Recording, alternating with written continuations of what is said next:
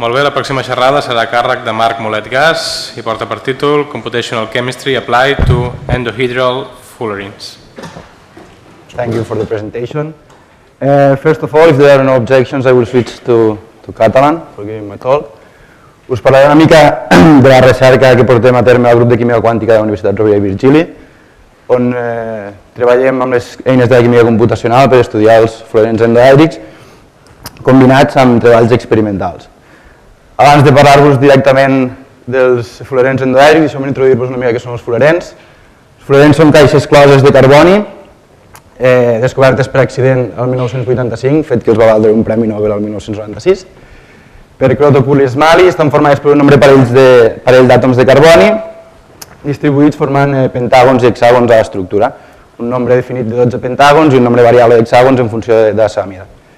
Estructuralment se poden dividir en dos grans grups, els que compleixen la regla IPR, que és la regla dels pentàgons aïllats, i els que no la compleixen, és a dir, els que tenen els pentàgons aïllats per hexàgons dins de l'estructura, els que presenten pentàgons adjacents dins de la mateixa estructura.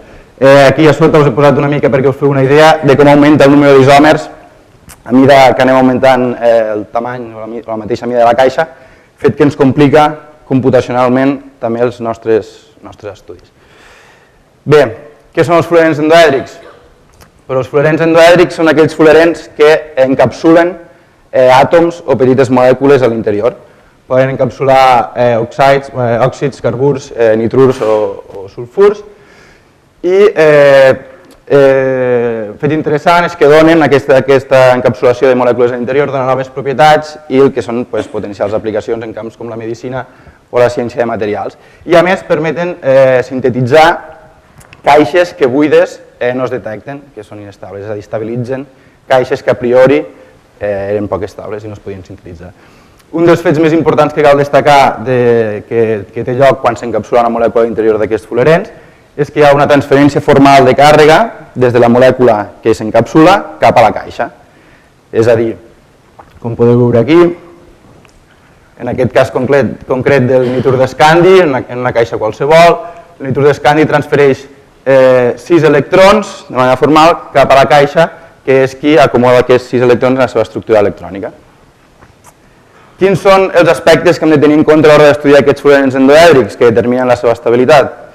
Doncs tenim, degut a aquesta transferència formal de càrrega, hem de tenir en compte l'estructura electrònica de les caixes buides, han de tenir una bona estructura electrònica per rebre de manera còmoda aquesta transferència electrònica, hem de tenir en compte la mida, òbviament, de la molècula que s'encapsula i de la caixa que volem que l'encapsuli, i la interacció entre els àtoms metàl·lics de les molècules encapsulades i la caixa, sent molt més importants quan a la caixa hi ha presents aquests pentàgons fusionats, ja que la interacció entre aquests pentàgons fusionats i els àtoms metàl·lics d'aquestes molècules és molt més gran que quan no hi ha aquests pentàgons fusionats a l'estructura.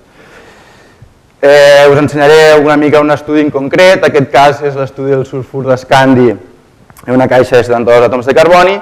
En aquest cas partim, com molts dels casos en la nostra recerca, d'una detecció d'una síntesi experimental.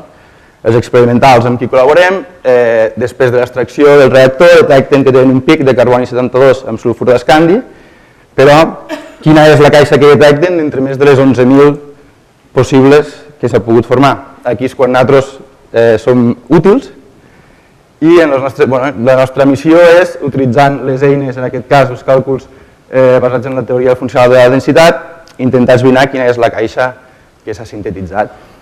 El que fem és, tenint en compte tots aquests aspectes importants en l'estabilització dels fluorens, utilitzar-los com a eina de cribatge per quedar-nos amb una estructura que serà la nostra estructura candidata, de la qual calcularem un seguit de paràmetres, un seguit de propietats com l'estructura electrònica, l'electroquímica, els espectres d'absorció, que podem comparar amb dades que sí que poden obtenir els experimentals en els seus estudis per arribar a determinar quina és l'estructura que ells realment sintetitzen. En el millor dels casos, quan ells poden obtenir l'estructura de raig X, és quan finalment se pot comparar realment el fet experimental i el fet teòric, si no han de confiar plenament en el que nosaltres els hi donem.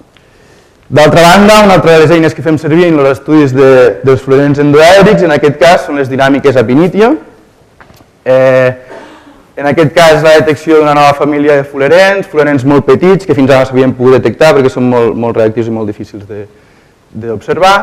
I el que fem és estudiar amb dinàmiques ab initio el creixement del fulerer, la formació del fulerer al voltant d'aquest àtom metàl·lic i el creixement per un únic pas d'una inserció d'una molècula de carboni 2 en espais d'aquí, de 28 a 30, de 30 a 32 i fins així està carboni 50. Amb les molècules, amb les dinàmiques ab initio intentem estudiar tot aquest procés. Si a algú li interessa, després estarem al cafè.